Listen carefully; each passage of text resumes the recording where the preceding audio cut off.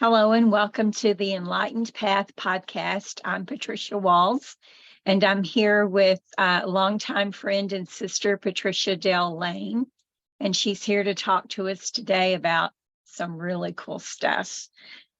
She's got so many different topics that she could talk on, but she's narrowed it down to one very special one that is a story that is near and dear to my heart. So let me tell you a little bit about her. Patricia is an author, a published author of The Angels Orchestra, and it's available on Amazon, and she will talk to you about that book. She's a licensed master Reiki teacher with the focus on energy and mysticism. She's well known in the community as a spiritual teacher focused on empowering women with the knowledge and tools of transformation to discover their passion and purpose. And her story alone is inspiring. And her book she was sharing with me is full of exercises and tools that you can use. So welcome, Patricia, from Patricia. Patricia from Patricia. Thank you so much for inviting me to be on your podcast today. I really appreciate that. I have experienced so many mystical experiences in the last 10 to 12 years. And many of those are in my book. And those experiences continue to keep happening. So there's probably more books on the way. I keep being asked, when are you going to write your next book? Right. What I wanted to share with your audience, with all of you here today, is a story. It's something that happened to me, and it was about going on 15 years ago. And what I'm hoping that this true story, which sounds like fiction, my purpose is to inspire you wherever you are in your life, because I was at a point in my life where I had in a long-term marriage with a narcissist. I'm very much a sensitive person energetically, didn't know what an empath was, just knew that I was wired differently. And I had suffered a stroke, which left me very sick, very fatigued, paralyzed on my left side. I had to learn how to walk over again. And at that point in my life, my children were grown. I was in a job that was extremely stressful. I was in a very low vibrational, negative marriage, and I was very sick. I was sick mentally, emotionally, energetically, and it affected me physically. And at this point in my life, I just really didn't know if I wanted to continue on the earth. I was that low. And I was doing a lot of praying. I'm not a religious person. I'm very spiritual, but praying and asking, I've always asked for signs, always been very interested in the spiritual world. And so I was praying and asking for, to be happy. How can I have peace? And how can I be happy in my life again? And the strangest experience happened. So I'm going to tell you a little love story.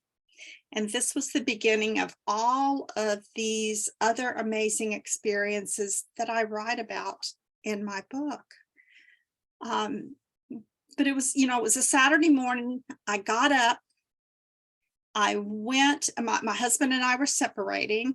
I went into the closet to kind of go through some clothes and things, and this photo album fell out on the ground in front of me, and I thought it belonged to my sister. And I picked it up and I began looking through the pictures, and lo and behold, there was a picture there of a young man that I had fallen in love with when I was 19.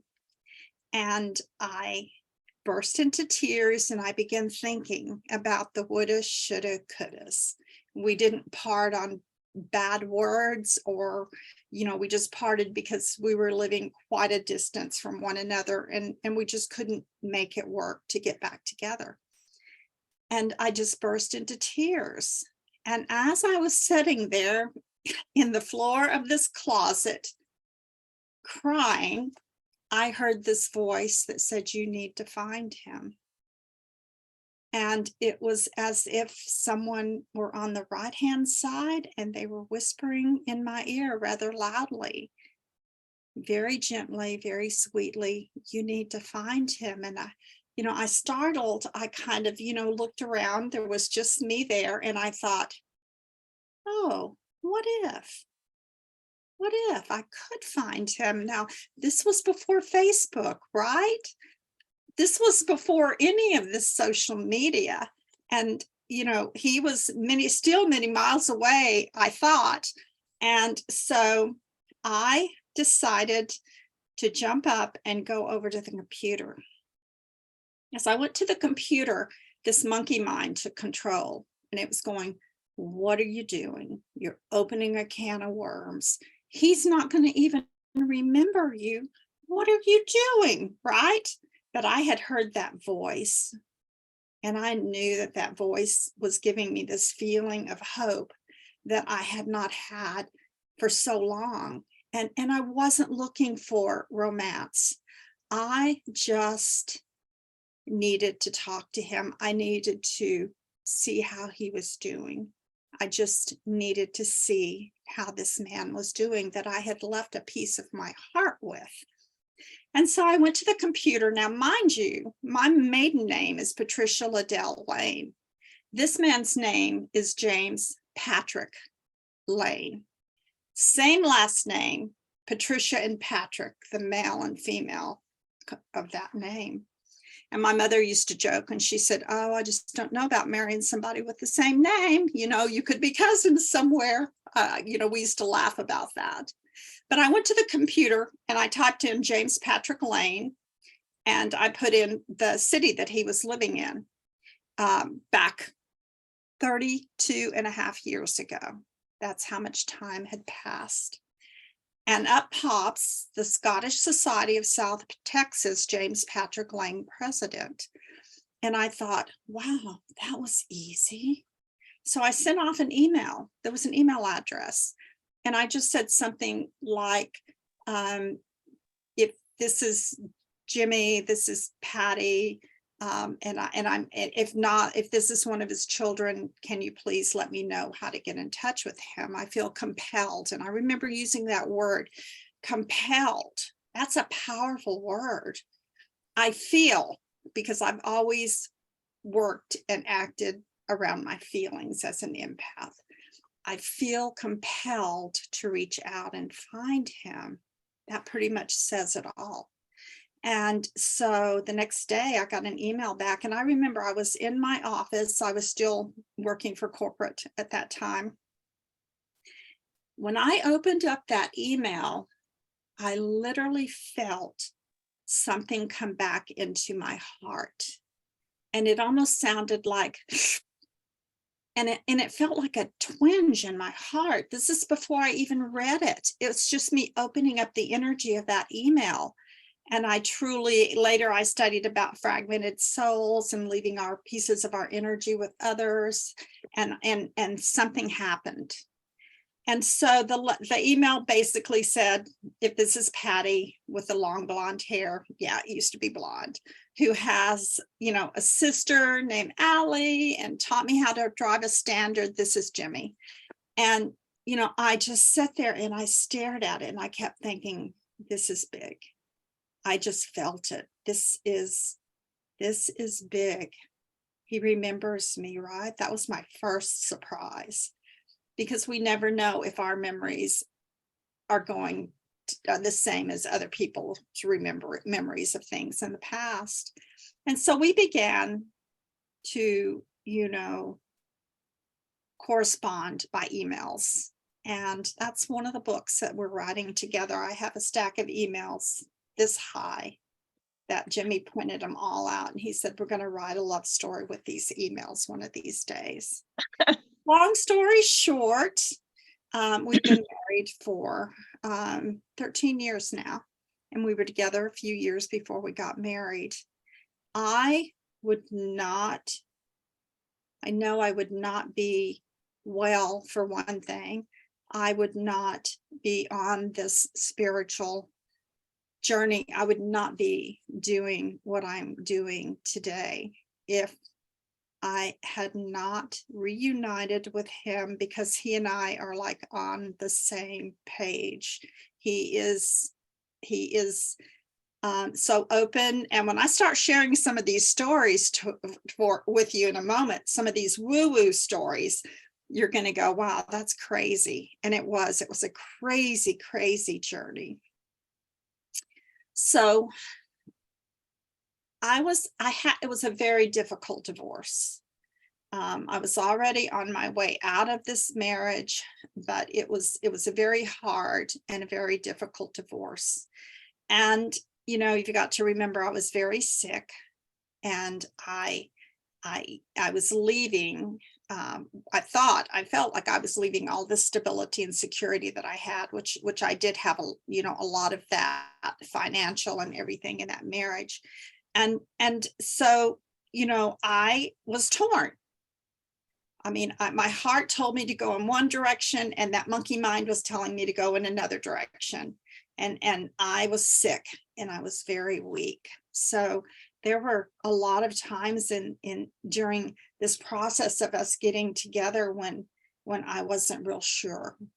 So we found ourselves at a fair one day. Jimmy was still, I was in an apartment. He was still living down in South Texas, and he came up and he said, well, what do you want to do this weekend? And I said, well, there's a fair down in Waxahachie. I've never been to a fair. And he says, well, let's go. Do you feel like it? And I said, I think I do. I think I feel like getting out and doing that. So we found ourselves at this fair. And so, we're walking around, and it advertised that there were palm readers. And I said, oh, I've never had my palm read.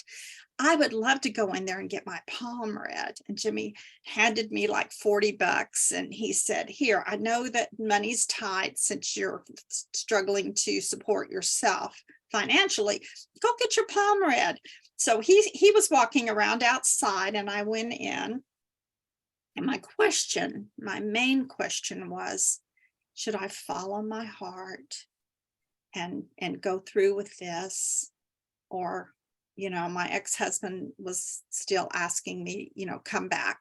He was a narcissist. There was a very strong courting there after 22 years of marriage. And he had come down with cancer. So I thought, part of me thought God wanted me to be back. So I was really torn. God, give me clear guidance on what I need to do, right?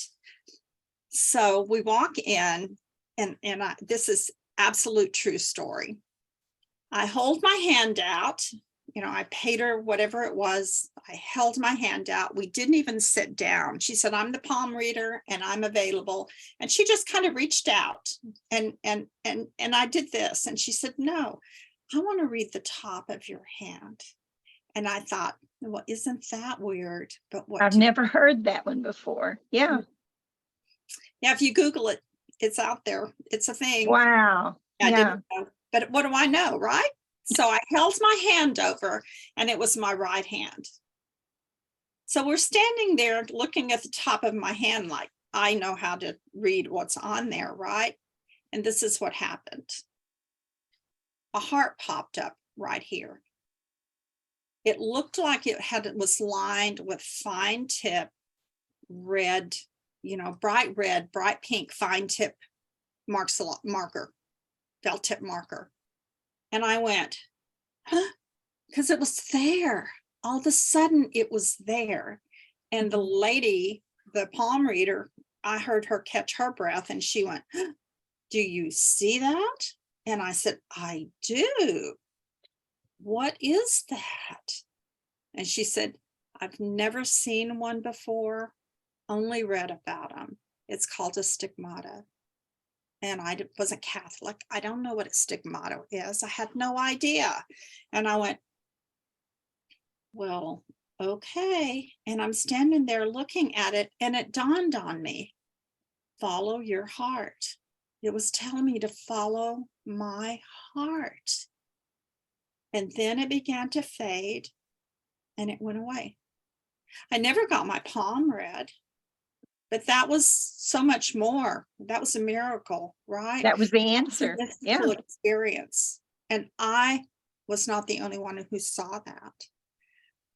And so I looked at her and I said, I have my answer. Thank you very much. And I walked out. And that was it. From then I had peace, total peace around the decision that I was going to make. And no more looking back, right? Moving forward. It's a sign. Who gets those kind of signs, right?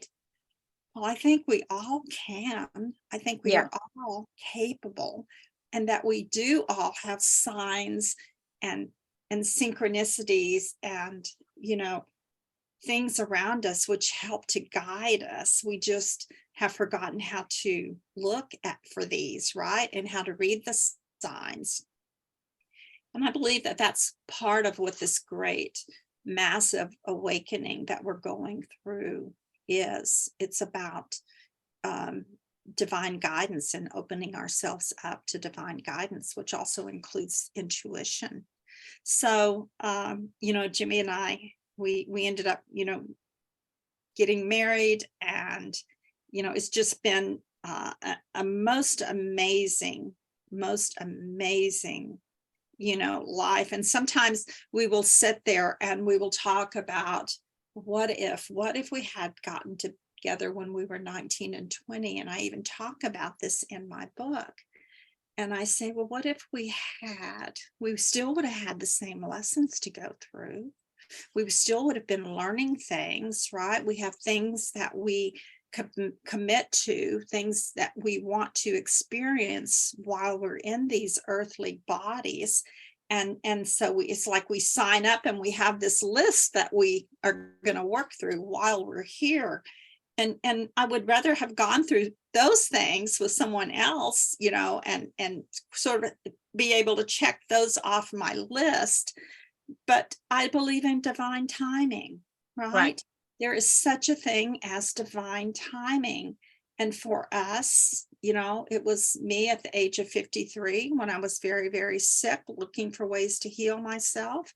And, it was for us. This is our time. And we never take that for granted. Every night we look at each other sitting there watching television, and it's like, oh my gosh, I'm so grateful to be here. I'm so grateful that we're together at this time. No regrets. I just had my 70th birthday. And Happy birthday. Thank you.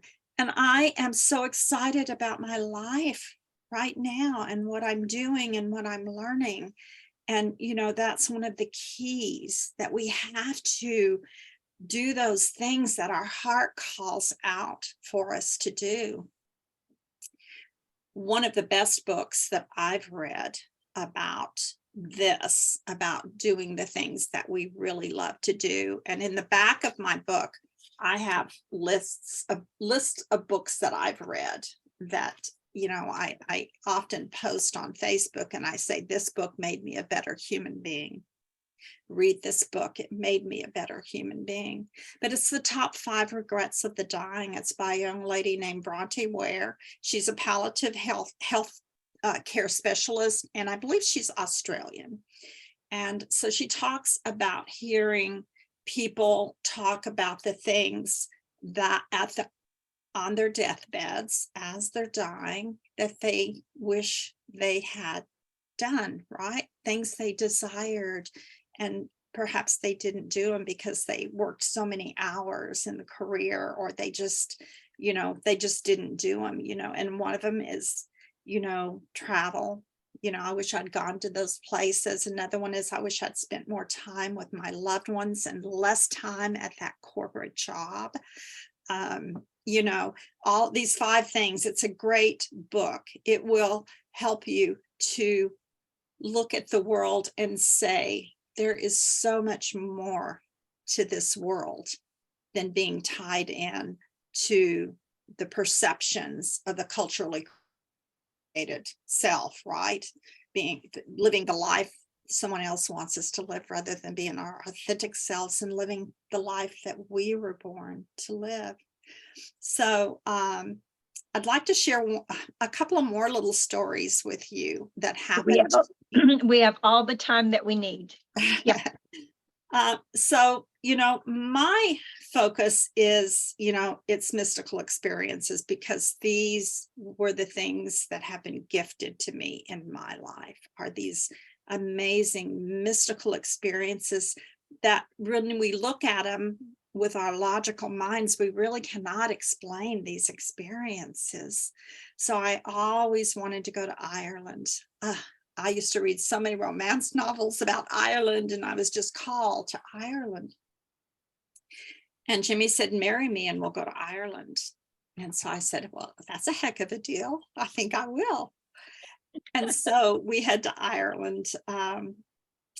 And, it's our first trip there. And it was one of our first breakfasts. And over there, the pubs are the restaurants. So you go to the pubs and eat breakfast. And we were staying someplace where it didn't have kitchen facilities. So we're in this little pub, and I never will forget, the waitress's name was Fiona.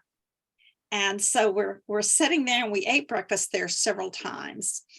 And so Jimmy and I are sitting there, and I look up, and there's a car that pulls up in front of the pub, and it lets a little old man out. Now, he must have been in his 80s or 90s. He was really old.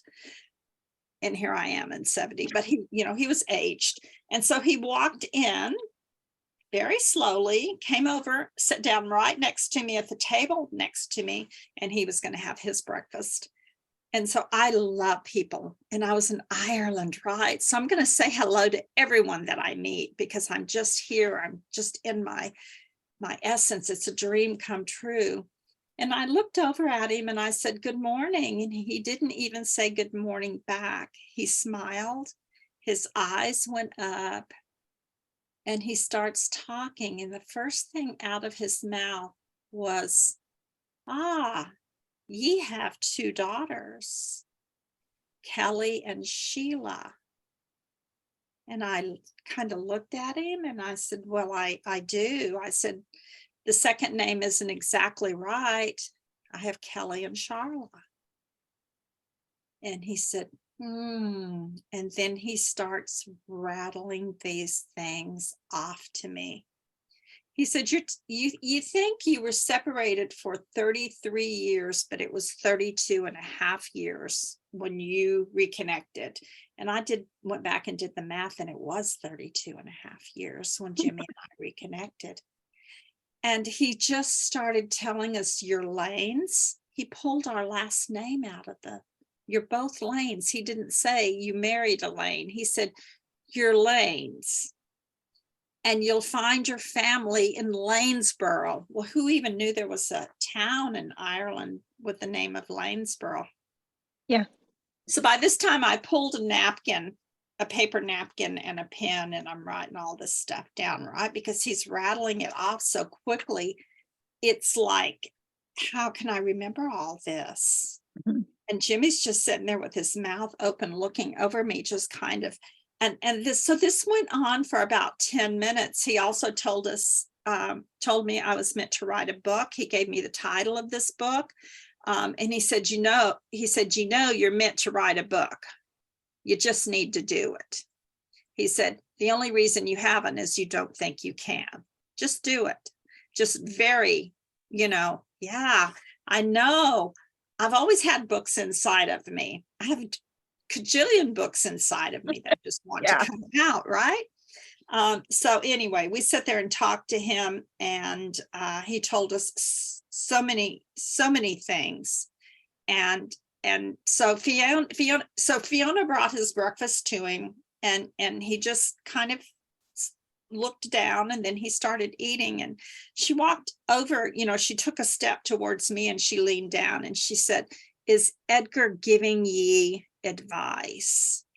I couldn't even talk. I just, it was like I haven't processed it yet. And she said, well, just pay heed. Edgar gives really good advice. And I thought, yeah, I bet he does. He's some kind of a big time psychic. I'm going to go home and Google this man and see who he is, right? And I did. I came home and I Googled the town, and I Googled Edgar and seer and town psychic, and I could not find anything about this man. But it happened. It happened sitting there in that little restaurant. And if I hadn't looked at the man and said good morning, he probably never would have said anything. But that opened up the energy, right? That opened up that doorway. And it was life-changing. It was life-changing, not in the fact that this man pulled down all of this amazing information and validated that I needed to write a book. But it was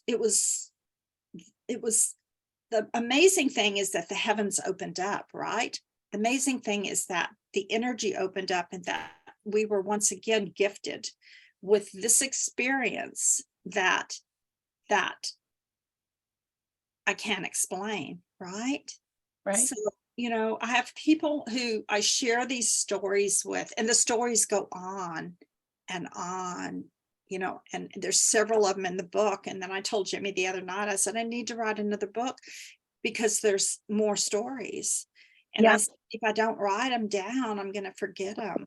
Right. And that's one of the reasons I wrote this book. It's like, I need to write this down because it's going to help somebody somewhere.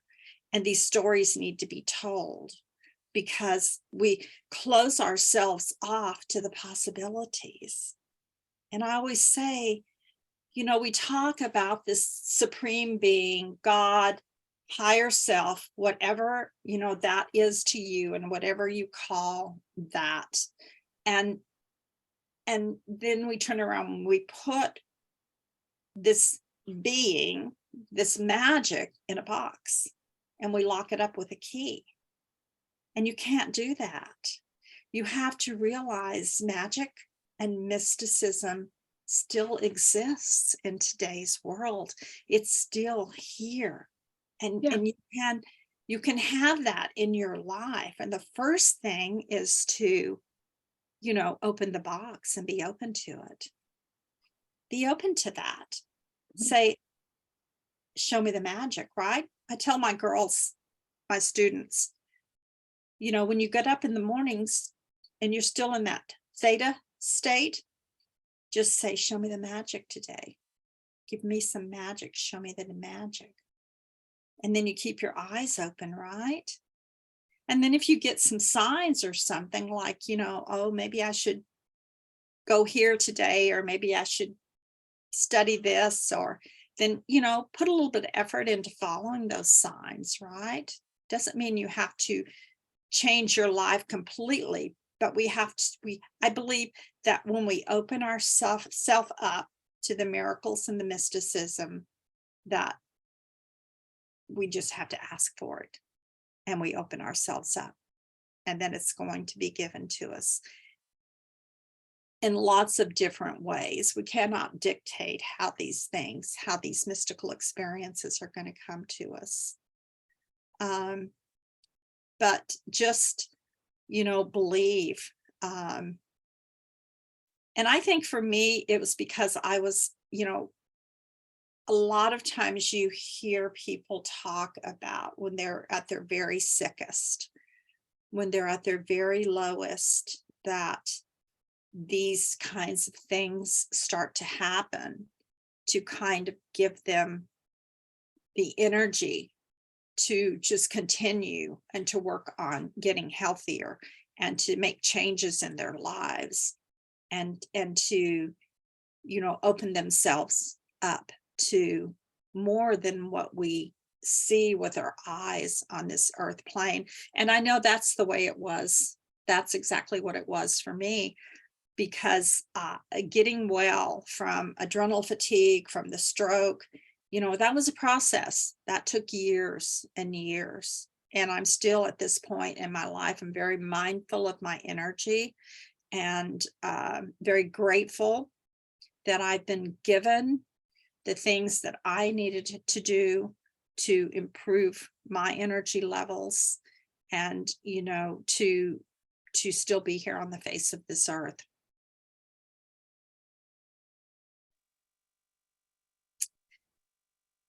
I know. Yeah, it's crazy. It's because I remember first time I ever met you and Jimmy. You're like mirrors. You're like mirrors for each other, and you work together with such synchronicity. You know, it's just amazing to watch you. Yeah, in order to do, you know, the work that I do, I really needed the support of a partner who is just, because I mean, there's been some crazy things that have come into, you know, crazy for other people, right? That have come in. So I want to share one more story, another little story with you. So, you know, Jimmy and I were married. I was beginning to feel better. We'd had our trip to Ireland, and I'd been attuned to Reiki 1, right? So for me, as one of the licensed Reiki Master teachers with International Center for Reiki Training, that has become one of my main focuses, is to share Reiki with others, to share the magic and the mysticism of Reiki with others. You know, a lot of people look at Reiki, maybe they don't know a lot about Reiki, and they think, oh, it's a healing modality. You can lay your hands on someone and channel this energy, or you can use it on yourself. But I'm here to tell you, Reiki is so much more than that. If you are one who really longs to have these mystical experiences, Reiki is about opening us up to higher levels of consciousness. It's about connecting us on deeper levels to source. It's about raising our vibration. You know, we talk about raising our energy and raising our vibration. You know, Reiki is all of those things. It's almost like a key that gets turned on. So I was Reiki 1. And so my Reiki 1, and I had this experience one morning on the way to the corporate job. I was still working in downtown Fort Worth. So I was stopped at this red light, and I looked up on this bus that was perpendicular. And on the top of this bus, it said Raphael, like the next destination. And I looked away and I thought, that's weird. Raphael? And I looked back and it had something or another street on it. But I took that as a sign, right? So I get to work and I told Jimmy, you know, I called Jimmy and I said, do you know what Raphael means? I didn't even know what Raphael was, right? And he says, I think that's one of the archangels. And I said, do you think it's the archangel of healing? Do you think it helps with healing? Because I was still trying to get well. And he said, I actually think it is. Google it, right? So I Googled Raphael, read a short little thing, and then I sent up a prayer, right? I connected and I said, oh, I saw that. Give me more signs, right? Because I always look for 3 signs. The third sign pretty much seals the deal, right? And so I sent up a prayer. I saw that. Show me what you want me to do with that, right? Because at this point in my life, I had become, you show me and I'm going to do it, right? My life is so full of joy and bliss and all of these miracles.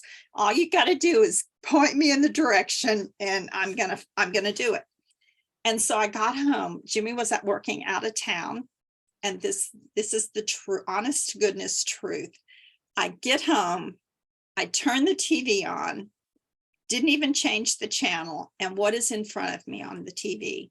It's a documentary about the 3 main archangels, Raphael, Michael, and Gabriel. They called them the Band of Mercy Angels. And there was a whole documentary about them appearing in places around the world. And, I've always loved angels anyway. And I'm just sitting there, I'm going, okay, all right, what is happening here? Are they fixing to come and get me? Is it my time? Right? And I just turned the TV off when that documentary was off, and I went to bed. And, I just said, okay, I feel it, something big. You just let me know.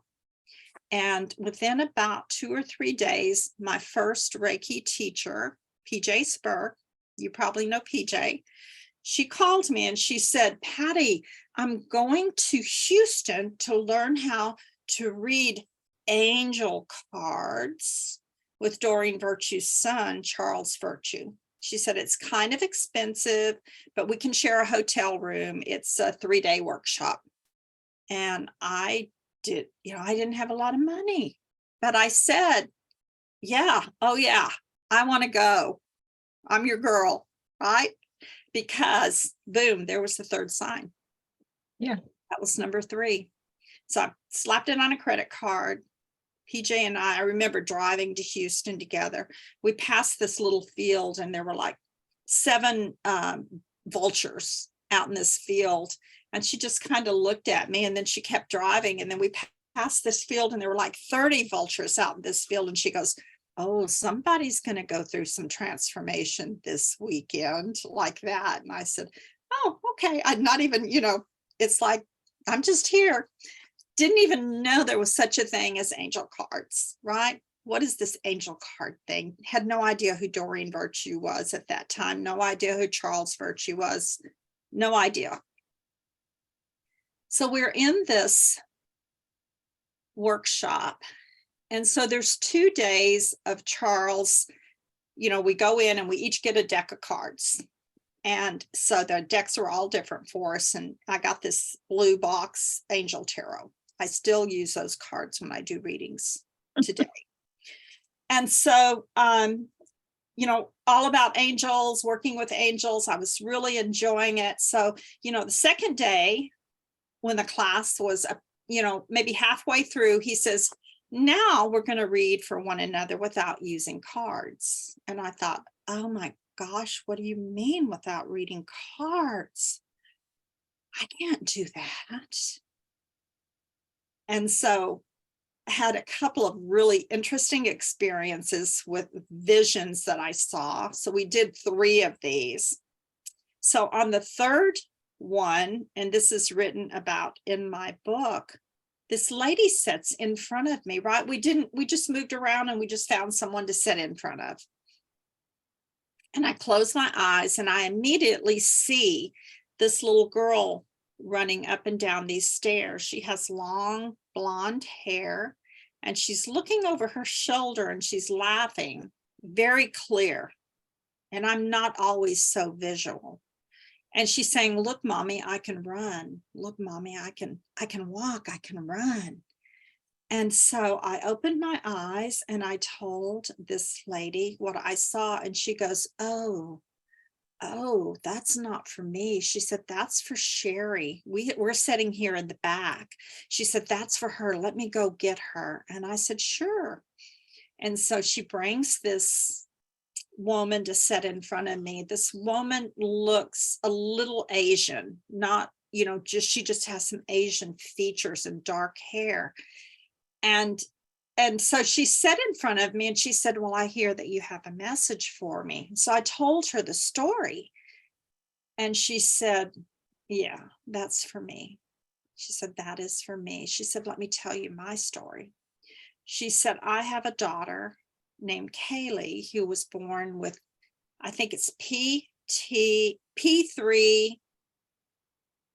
something disorder.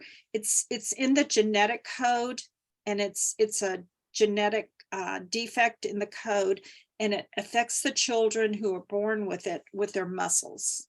So they're not able to walk. They don't have the strength. She said, a few weeks ago, my daughter Kaylee was having an episode, and they have seizures and episodes. And she said, I took her to the hospital, and she said, in walks this doctor, and this doctor says, well, you're here now. She's going to be fine. Hello, my name is Dr. Raphael. And she says, we're going to take care of her. And she said, they did. And I brought Kaylee home. And she said, and I believe she said, and then I had this dream about being at a big event. And there was going to be a lady that was going to have a message for me. And the lady was going to have a black shawl. And she said, so when this came up to attend to this event, and I think it may have been on Facebook, I don't know how they found out about these events. She said, I immediately signed up because it talked about angels, right? And I felt guided. And she said, and then either through a vision or through a dream, she said, I was told I was going to meet someone. And so I turned around and I pulled my black shawl off the chair. And she said that this is crazy. She said, this is crazy. How do things like this happen? And I said, I don't know. I've never done this before. I don't know. I don't know where these visions come from. I don't know where this information comes from. And so we're still friends today. And I had her permission to write her story. And her daughter is doing amazing. I think she just turned 15 or 16, which is an age that a lot of these children don't reach. She's very happy and healthy, and she doesn't use anything to walk with anymore. She's very strong. And so at the end of that, I sat there, and I remember thinking on the way home when PJ and I were, driving back to the Dallas-Fort Worth area, and I was thinking, is this what I'm supposed to do? Is this really what I'm supposed to do? Oh my gosh, how scary. I'm supposed to have complete strangers sit down in front of me and I will have messages for these people.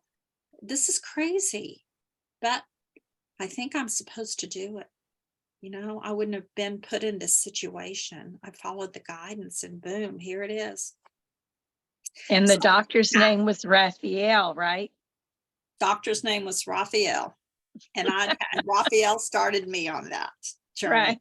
I know. And so I remember coming home and sitting and pondering, so I sent up a prayer, and for me, it's God, higher power. And I just said, okay, I'm still trying to get well, but if you want me to do this, then I will do it intuitively, because I don't have years to learn how to read traditional tarot, nor do I have the energy, nor do I want to.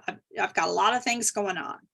I just don't want to, if you want me to do this, you put the words in my mouth and you make this easy and you put me in the right place, right? Because there's a lot of psychics in the Dallas-Fort Worth area. How do you even get into and accepted into being in? And, within 2 weeks, I was reading at the Dallas Psychic Fair.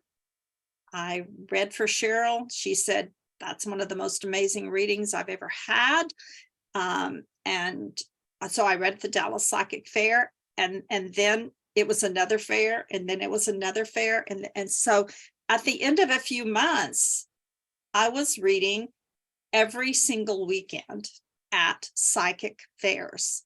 And I probably did that for a year and a half. And then I realized you can really get burned out putting this much effort and energy into these fairs. So I backed down for many years and did 2 fairs a month. And then it evolved for me again. It changed and evolved. And Reiki became, one of my focuses. Teaching Reiki came in front of me. And it was like, oh, yeah, by that time I had, gone through all the levels of William Rand's of the Reiki with the ICRT to include Karuna. And so it was like, I was really strongly being guided to share Reiki with the world, to share this with the world. And so I began to teach, and that was like Reiki classes on steroids. I mean, I was teaching with Wanda, and it was a magical time to be able to really do this and to share Reiki. And when COVID came, and really we weren't, able to do the classes in person, we couldn't really fill them. I immediately moved my teaching to online, and I began to teach Reiki classes on Zoom. That was offered to us through the International Center of Reiki Training to be able to do that. Until that point, we were never allowed to teach online. And I'd already been doing some workshops. I teach pendulum reading, I teach card reading. I was teaching, a lot of, little workshops on Zoom already. So I was comfortable, and I thought, oh, I'm just going to move this online. And my Reiki class expanded by leaps and bounds. So, I decided 2 years ago, I would really like to become a light. How can I spread? I was in meditation, and I was thinking, how can I spread more Reiki into the world? How can I do that? Well, I would to become a licensed, one of the licensed master Reiki teachers with the International Center for Reiki Training, because they promote us quite a bit, and we are, we're pretty small. There's only about 35 of us in the world, between 35 and 40 licensed teachers in the world. And so I was sitting and meditating, and God said, quit the corporate job, I'll take care of you, enter the program. So it was like I hadn't planned on retiring. So I told Jimmy, I said, well, I just gave my notice at work. He said, I thought you were going to work a couple more years. I said, I know, but sometimes God has other plans for us. And he said, well, it's okay, we'll be fine.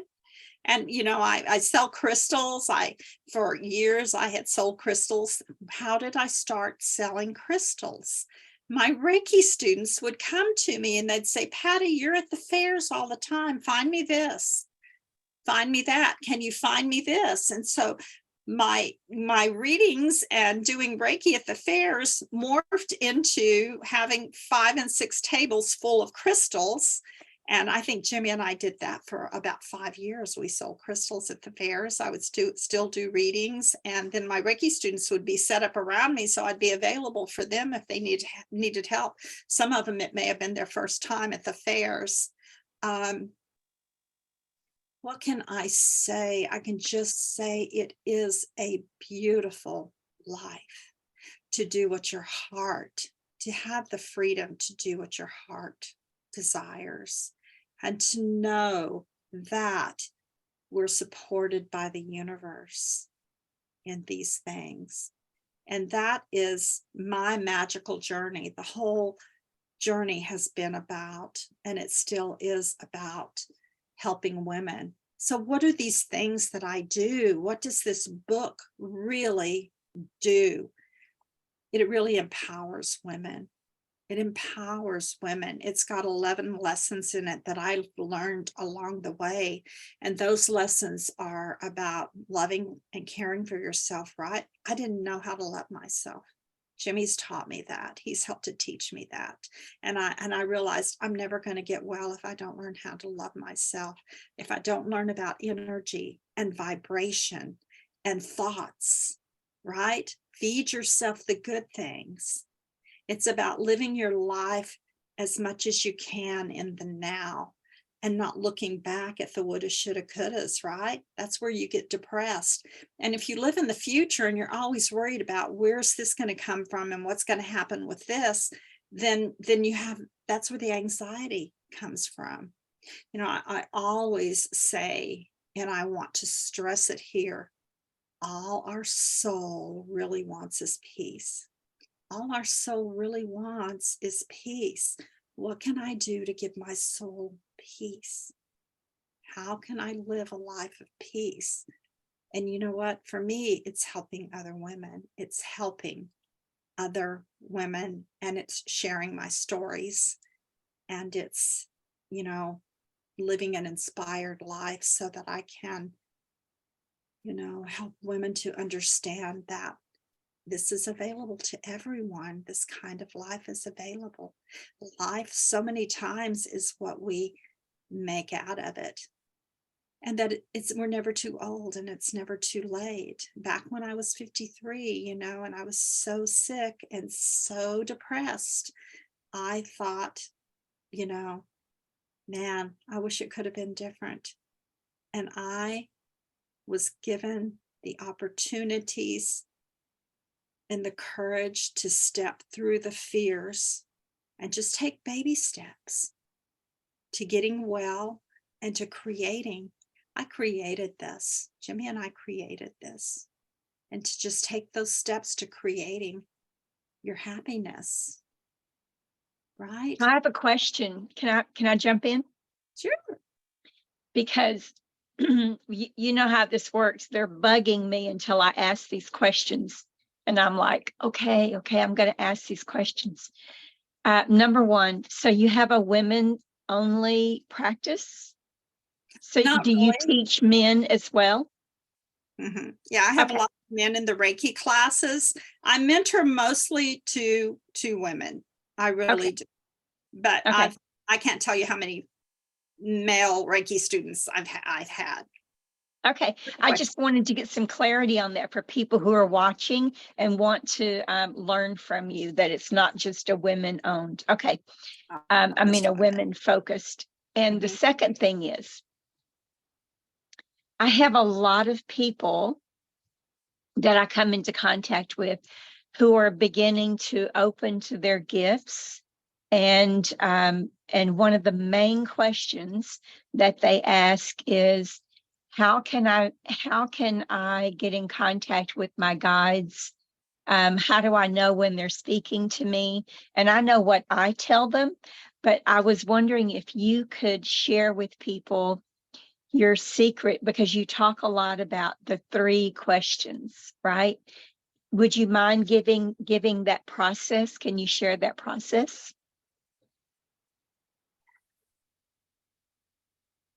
I have this little formula that I downloaded that was given to me in meditation one morning.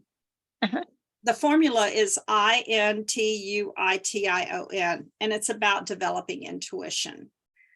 I think that as our intuition develops, we're able to hear clearer and to figure out who these guides are.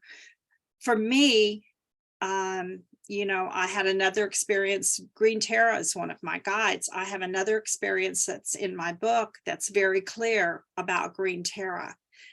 I think you ask, show me who my guides are. Who is my guide? And then you keep your eyes open for, signs. For me, it's all about the signs and following the signs to get your answers. And so it's about, setting and saying, who are my guides?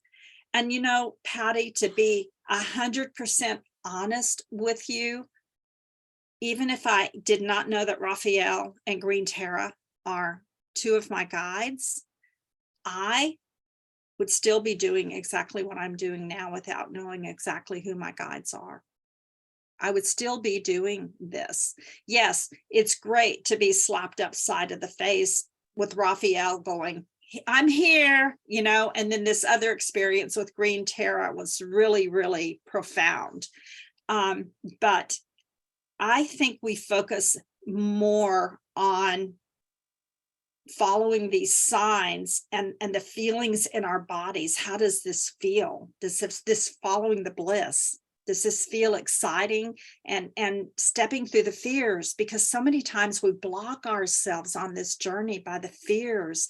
And then we have to say, no, I got clear guidance on this. I know I'm supposed to get in front of these people and talk at the fairs. I mean, talk about fear. I was the one who would take an F on a test instead of getting in front of the class and talking. But we follow this guidance and we just know that they're with us. We know that they're guiding us. We know that they're putting words into our mouths. We know that they're helping us to open up and develop our intuition. I wish I wish that I had a magic little thing where I could say, oh, I see your guide and your guide is this person, right? But I think we just start asking, and then maybe we pull a few cards, we buy a deck and we see which card keeps coming up for us. Maybe, you know, some of the decks with the Ascended Masters. And you know, I think more important that who is my guide is, am I following my intuition, my internal navigation system? Because they will reveal themselves to you. It's not to be concerned about who are my guides. It's to be concerned about, am I following this internal guidance that I'm receiving? Am I developing my intuition? Because that's the key.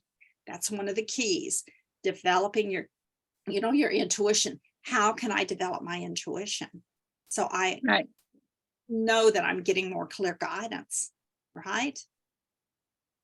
One of my one of my clients shared something that was brilliant for me, because my guidance system is, there's not just one way to do anything. There's the way that's perfect for you, right?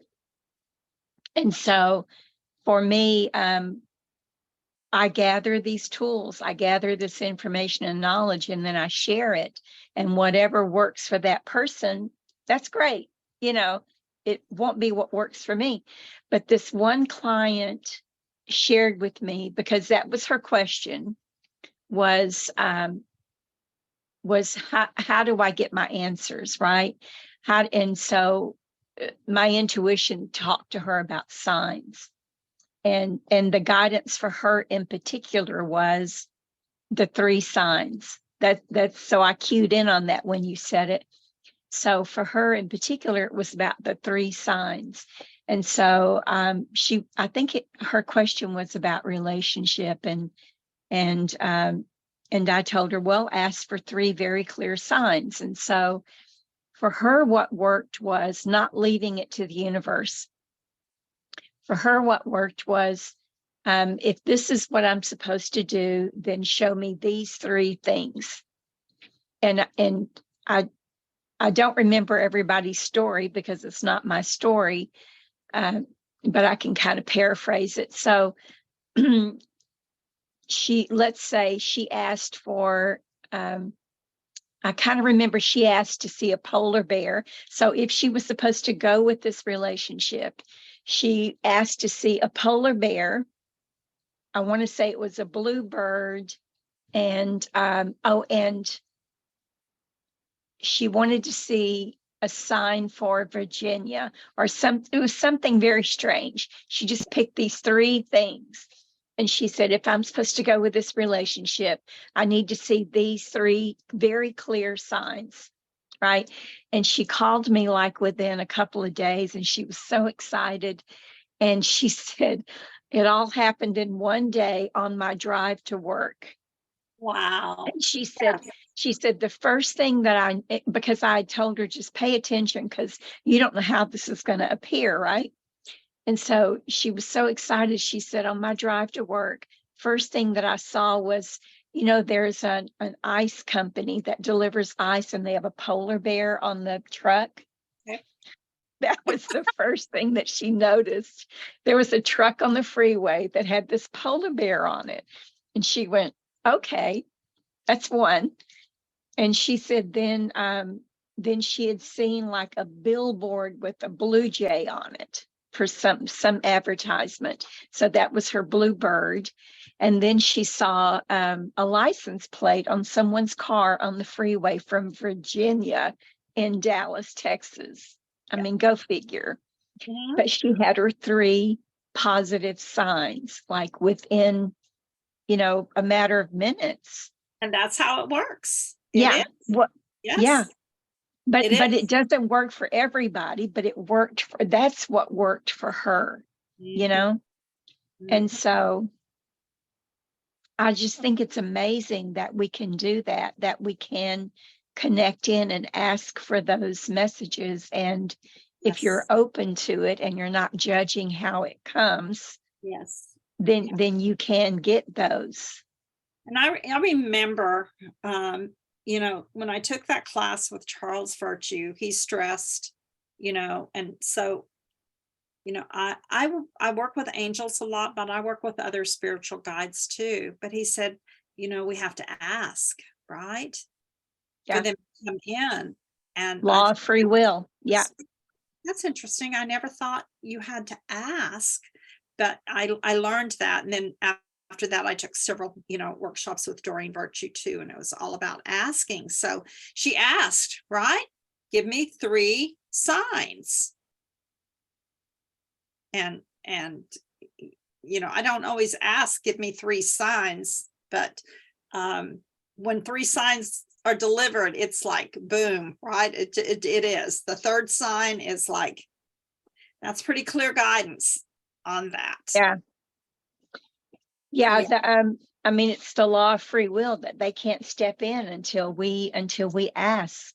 Nothing gets done until we request it, and accept it. So the trick is we can ask all day long, but if we're not receiving it, if we're judging it and criticizing it, then it's like not wasted effort, because there's no wasted effort, but we're spinning our wheels, Yeah, and so that's a really good point. What if I had gone and learned how to that class with Charles Virtue, and I came back and I said, "Oh, I'm not going to read cards. I'm too afraid. I doubt myself, right?" And when it really Right. wasn't me, it was God.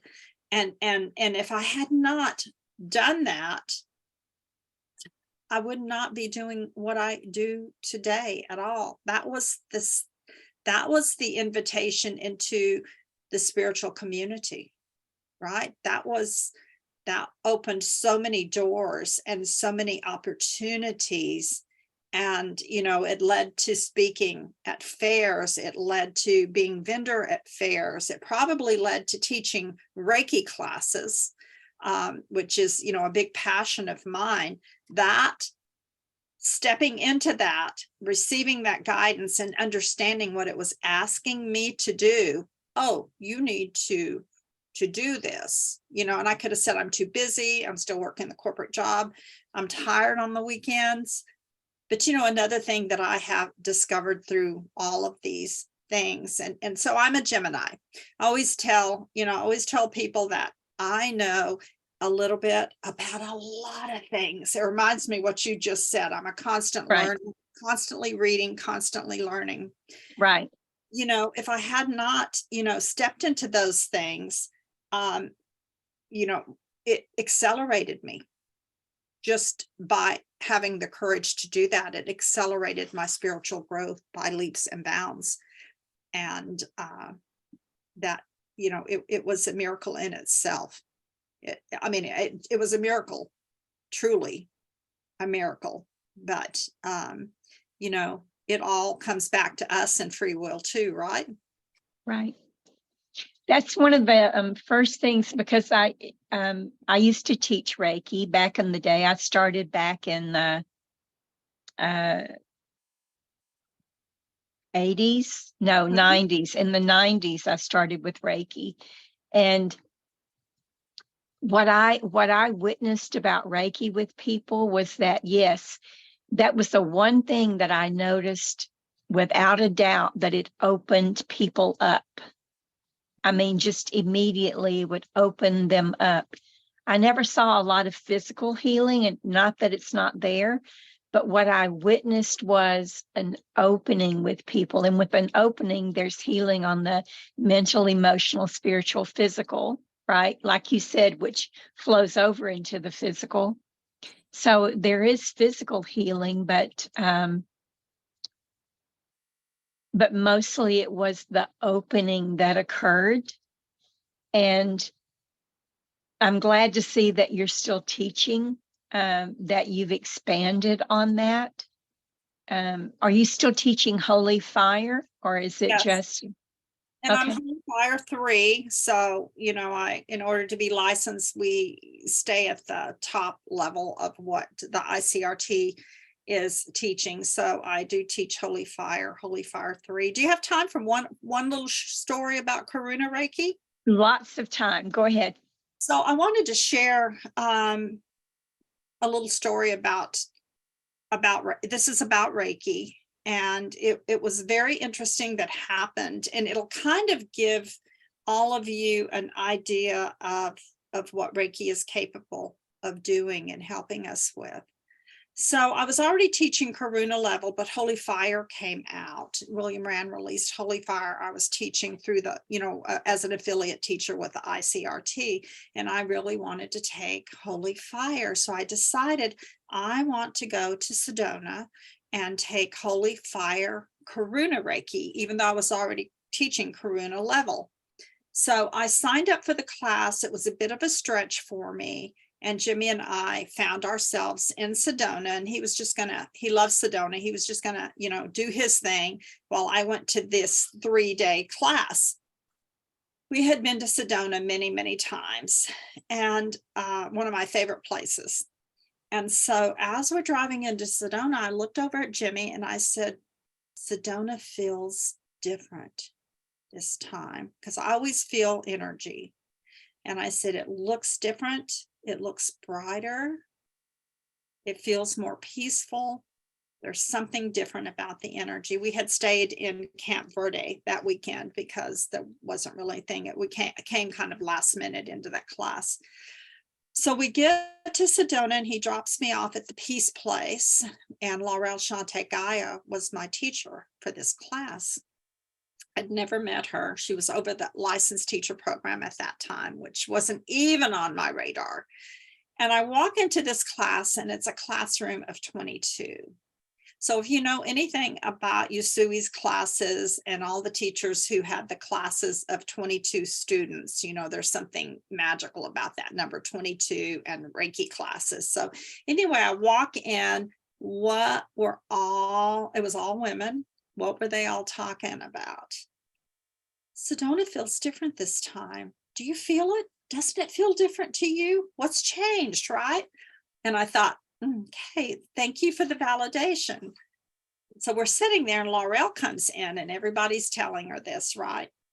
And she sits there for a minute and then she looks at us and she said, ladies, Sedona hasn't changed. You have.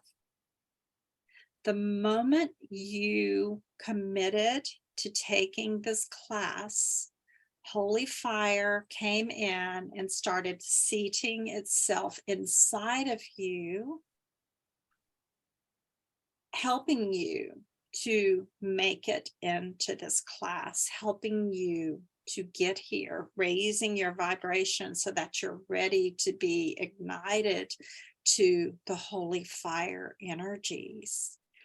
It begins to guide you before you ever come into a class, the moment you commit to taking a class. And you know what, Patricia, that's something I have never forgotten. And I'm writing another paper for the Reiki News magazine. I've written several, articles that have been published in the Reiki News magazine. One of them is Reiki and Mystical Experiences. That was in one of the magazines a few months ago. But this one is going to be about how Reiki energies, even Usui Reiki, right? Holy Fire.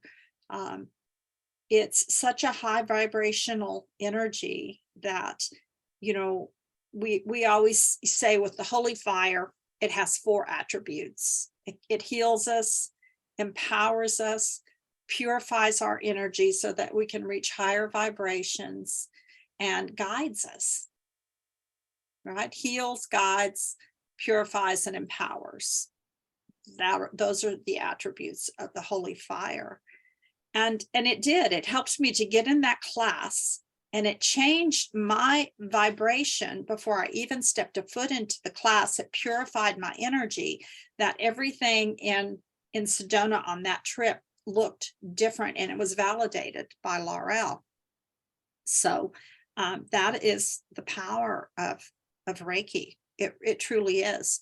It is so much more than, and recently I've been studying a little bit about the Silva method. Are you familiar at all with the Silva method? Jose Silva, yeah.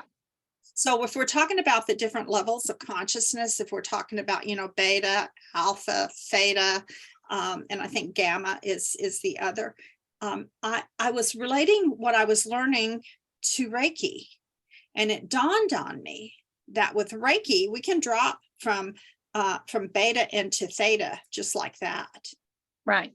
It's the Reiki enables us to drop into those levels, and they use the Silva technique is about manifesting and envisioning what you're wanting to bring in.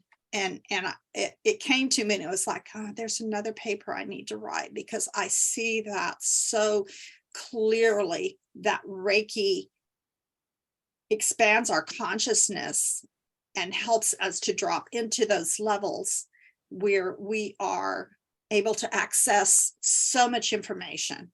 It's amazing. Right. There's nothing new in the universe, right? In our existence. But one of the first teachings that I learned was in relationship to that. So whenever you commit, or whenever you ask for something, such as a class or learning something new, or for us, the teaching came in the form of going on Hemglecha, on Vision Quest. So whenever you commit to something, you begin to move in that direction, right? So it's not when you get there. You don't start the ceremony when you get there. You start the ceremony when you commit, or when you ask to be a part of that. Mm-hmm. And so yeah, so I've heard that in different ways, put in different ways, and that was a beautiful way that she said that. It was true. Mm-hmm. Yeah, your vibration had changed. Mm-hmm. Because the holy fire had come in and made those, because you'd given permission for it to work with you. Mm-hmm. Yeah, and it was already working on me. And then another thing that I will say before we bring this to a close is that these frequencies and these vibrations and like these advanced levels of Reiki energy, they've always been here. They've always been here. Right. They've always been here with us. But we are reaching a frequency now where we can tap into those frequencies ourselves, into those levels of energy and levels of understanding. It's not the world around us that has changed so much, although the earth is going through a lot of changes, Mother Gaia, but it is our vibration. It's us that has evolved to a point where we're able to channel these higher frequencies. Do you agree with that, Patricia? Oh, absolutely. So one of the things that I share with people is about the dimensional realities and our frequency levels, right? And at some point you move past the third dimensional reality of chaos and drama and trauma and needing to experience through pain and hardship. You rise, your awareness and your frequency rises past that. And at some point you get to the level where there's the level of judgment, and then you go past the level of judgment of others, and you get to a point where I hope that I am. And you can look at people who are going through that, and you can say, I see what you're going through. And I understand that you chose to go through that, and I no longer choose to go through that.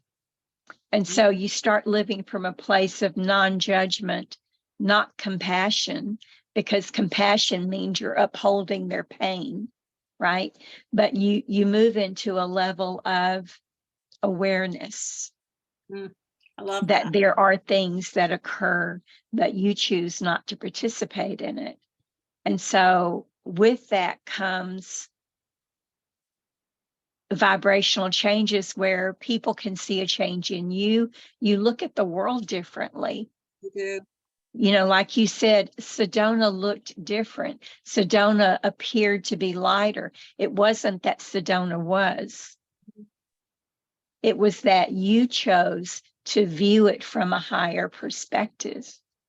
And that made a difference for you, because if you'd chosen to go in it at the level that may have been present before, then you would have seen and experienced and felt all of the chaos, all of the negativity, all of the darkness. But instead you chose to go in with a higher perspective of non-judgment and just acceptance of what is, and seeing the possibilities versus seeing the negativity. Mhm. And So I yeah, I absolutely agree with what you said. Yeah. And what I've noticed too is that, and it truly is true that as we change, the world around us changes, Yeah. right? The world doesn't really change, but that our energy, our light and our energy reaches out and it touches others. And we have that ability to, to impart some of that light, to spark something within them, right, within others. And I think that is what it means to be a spiritual teacher, which is what I call myself.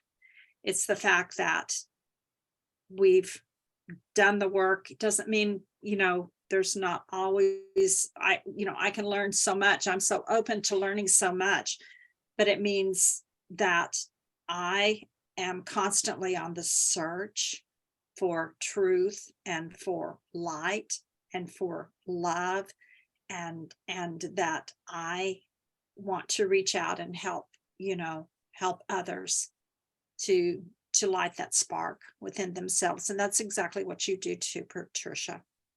Yeah, because my motto is never stop learning. That's what I have written on most everything I do. Never stop learning. Lifetime. Because once you think you know everything, you've stopped. Mhm. You are at a dead still. Once you think that you know everything, the universe goes, oh, okay. Okay. She's not open to learning anything else. So we're just going to stop sending her any messages. We're just going to stop sending her any contacts because she thinks she knows it all. So I am always open to learning new things. I agree. It's, ego. If you do this work, just don't let that ego, right? Right. You have to, Yeah. watch the unhealed ego, right? It's the unhealed ego. And always, just be, striving to to learn more and to be, a better human being. Yeah. Truly. That's what it's all about. Mhm. That's what it's all about. Well, thank you so much for for agreeing to come and share, and for sharing so freely from the heart, and for making that connection with me. And so on your, I just want to share, you already know this, but for everybody else, on your episode title, there's going to be some links for you. And you're going to share some links with me that I can post there for your website, for any YouTubes that you have, and your Facebook, if you have a Facebook group or personal page or professional page. So I'm going to post all of those links for you so that people can get in contact with you. And the link to the book too, right? I'm sorry? The Amazon link for the book will be out there. Yes, I already have that. All right, I found that when you and I were first talking. So I have that link. Thank you. And it is funny because when you and I first connected here today and I was chatting, I just knew that you had written books. And so yes, there are more books in you, and we look forward to them. I know you've already written many of them. It's just a matter of hitting the publish. So we look forward to more knowledge and sharings from you. And you mentioned that you already signed up for several other interviews. And so Yes. if there's a way to post that on the podcast page, we can do that so people can look for those interviews. Okay. Okay. Yeah, I'm going to do several interviews with other licensed Reiki Master teachers. Some of them have a really large podcast. I'm naturally a little bit shy and withdrawn. So, but I find that when I get out here and start talking about this kind of thing, it pulls me out of my shyness. And Right. I call it my little Patricia, because I finally came to the awareness of I channel a lot. We all channel a lot, right? And so I've come to the awareness of if I put my little Patricia to the side and just allow the information to come out without my ego being in it and wanting it to be something different from what source and spirit wants me to bring forth, then it works a lot better. It does, doesn't it? Yes, yes. Yeah. Well, thank you. But I've really enjoyed it. Thank you yeah. so much. And I will be sending you that information. Okay. And thank you so much for for coming on. And I encourage everybody to hit the follow button on the podcast so that you'll get a notice when there's a new presenter. And also you shared that you're going to share it with your community. So hopefully there will be more amazing podcast interviews. Yes. From some people that you know that I don't know yet, because the circle grows. Yes, absolutely. And I look forward to that. So I'm going to close this. Don't hang up though. Right. I'm going to hit stop on the recording, and we will see you all on the other side. Thank you.